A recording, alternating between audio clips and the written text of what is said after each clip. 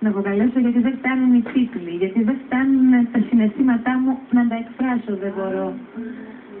Η γλυκιά μου αγαπημένη Ρένα, σε ευχαριστώ πάρα πολύ. Άσε καλά, και σκέφτηκα και ήθελα να έχω να σου πω τα χρόνια πολλά και να σε ευχερεί στη ζωή σου και ο Θεός να στα φέρνει δεξιά. Τώρα για να έρθω εγώ να δω αυτό, να πει αυτό, θα πει ότι σε αγαπάω. Σε αγαπώ πολύ.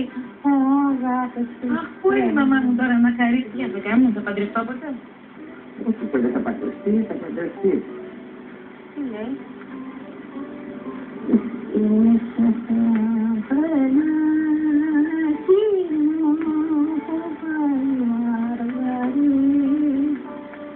Τι λέει? Αυτό δεν μιλάει μόνο του, το ότι δεν είναι ραδιόφωνο, είναι η τηλεόραση. Τι από τι τη γραμμή της ζωής.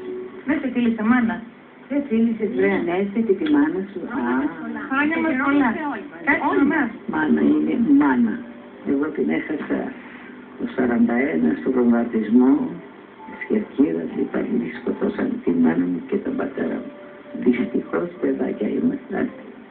Αυτή η απώλεια καλύπτεται ποτέ? Όχι, δεν νομίζω να καλύπτεται. Από κανέναν?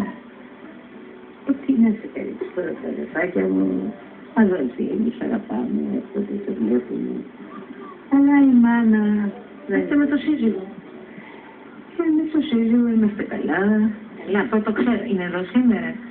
Όχι, δεν είστε. Εγώ να το στείλω την αγάπη μου από την τηλεόραση. Κάποιος θα το δει να το πει. Και εγώ να το στείλω την αγάπη μου. Γιώργο μου, Χριστέ μου, τι κάνεις.